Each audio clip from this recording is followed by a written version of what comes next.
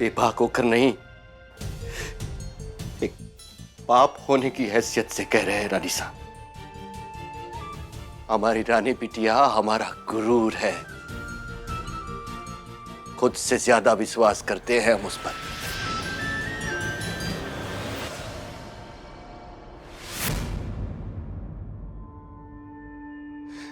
हमारी बिटिया पर हमको यकीन है कि वो ऐसा कौनो गलत काम कभी नहीं कर सकती। और जैसा आप कह रही है वैसा तो बिल्कुल नहीं। अबे ओ, थोड़ा शांत रह। भूल गया तू रामू कि किसके सामने खड़ा है? अपनी बेटी की अय्याशी पर सर झुकाने के बजाय सीना चौड़ा कर रहा है। बस!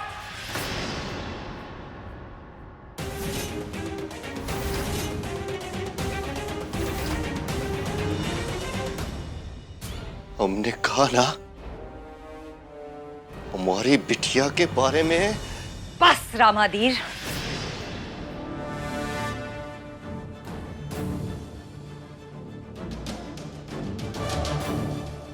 हम तुमसे और तुम्हारी उस बेटी से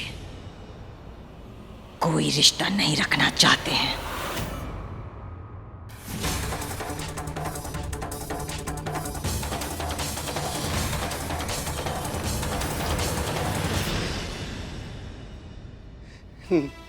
नहीं रानी साहब, ऐसा मत कहिए। हमारी बात समझने की कोशिश कीजिए। हमारी बिटिया ऐसा कुछ नहीं कर सकती। हम जानते हैं वो कभी गलत नहीं कर सकती। आप सभी गलतफहमी का शिकार है। एक मौका, हमारी रानी बिटिया को एक मौका दे दीजिए सच साबित करने का रानी साहब। वो तो सबका हक होता है ना रानी साहब। बस एक मौका दे दीजिए, बस एक मौका रानी साहब।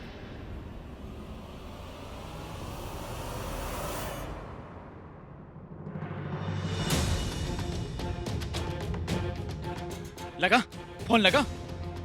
कब से घंटी बजी जा रही है पर बाबूजी फोन ही नहीं उठा रहे। है माता रानी।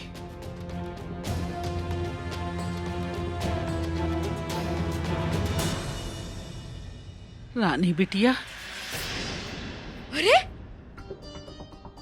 अब ऐसे खाई चली आई। कुछ चाहिए था तो बोलती ना हमें। हम बिल्कुल ठीक हैं बिटिया।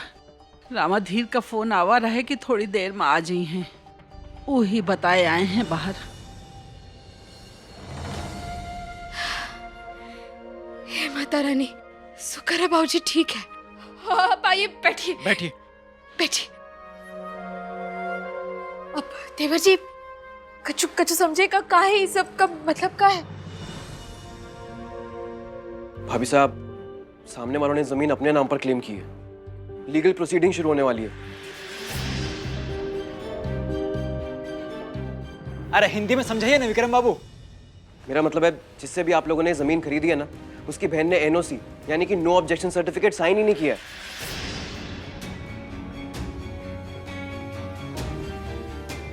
मतलब कि बिक्री उसकी मर्जी से नहीं हुई है और अब वो अपना हक मांग रही है।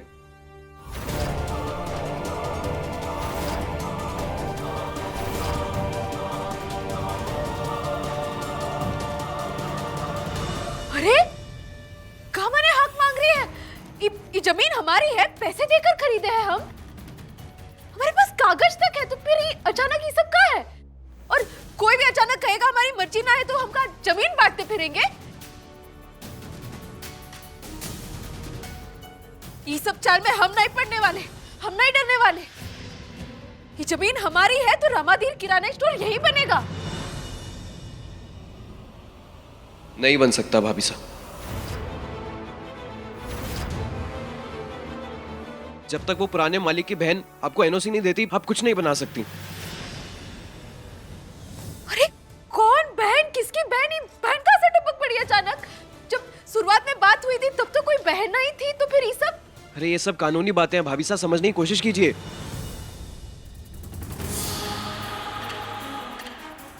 अच्छे से जानता हूं ऐसे लोगों को। ये भी एक तरीका होता है जमीन पर काम रोकने का। और क्योंकि ऐसे केसेस में फैसला सालों में आता है, आदमी थक हार कर कोर्ट के बाहर ही फैसला कर लेता है। अरे फैसला तो हम कर लिए हैं। जो नोटिस भेजा है ना, उसका टांग तोड़कर हाथ में देने का फैसला, ये सब लिखा पड़ी भैया आप ही संभालिए। हम तो को ढूंढ करके ये किस्सा खत्म करके आते हैं। अरे बिजू, बिजू तुम, बिजू।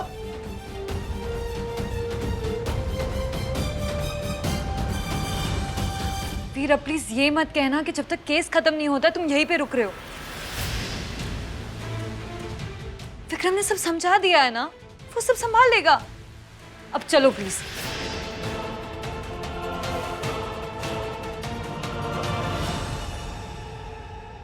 ऐसे गुस्से से देखने की जरूरत नहीं है डॉक्टर साहब। सही तो कह रही है ई, बस आप ही नहीं समझ पा रहे डॉक्टर साहब। हमारी ना सही, कम से कम अपनी पत्नी की तो सुन लीजिए आप।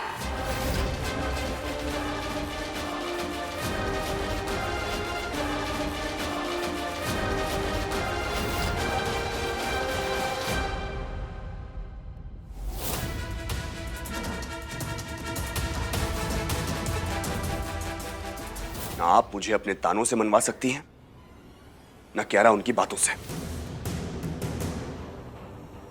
ये बात पहले भी कह चुका हूं, दोबारा कह रहा हूं, ये आपके बारे में है ही नहीं, रामू काका के बारे में। उनके लिए हूं मैं यहां पर। और अगर आपको हम दोनों के रिश्ते की समझ नहीं है तो वो आपकी प्रॉब्लम है, मेरी नहीं। आप हमें बताएंगे रिश्तों के बारे में? एक रिश्ते का मजाक बनाकर रख दिया और आप हमें समझाएंगे? मैंने बनाया मजाक? मैंने? धोखा आपने मुझे दिया रानी। रामाधीर सिंह की बेटी जरूर है आप, लेकिन उनका एक भी गुण आप में नहीं है।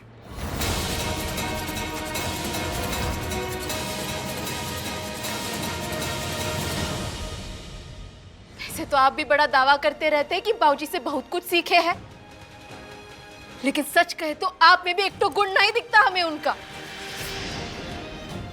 छोटे हैं आप डॉक्टर साहब, ना रिश्तों की परवाह है ना किसी के एहसासों की। सिर्फ नफरत भरा है आपके अंदर, इसलिए दूसरों को भी नफरत ही देते हैं आप। और अगर हमारे बाबूजी से थोड़ा भी सीखे होते ना डॉक्टर साहब, तो आज ये सब नहीं करते जो आप किए।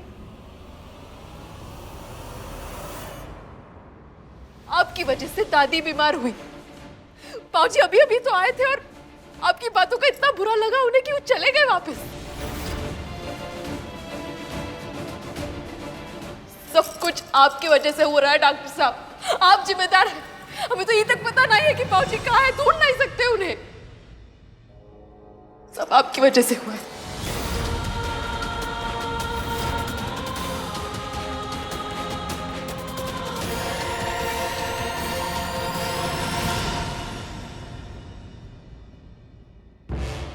रामू काका, बाबूजी,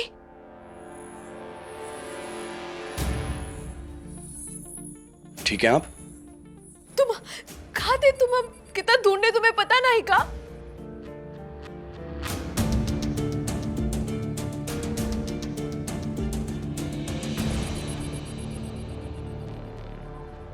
कुंवर साहब, हमें आपसे कुछ बात करनी है, अकेले में।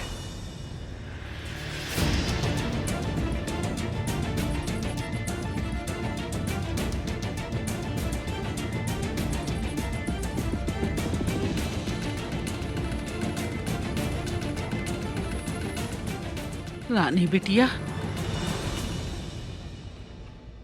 तू आवा हमरे संगे।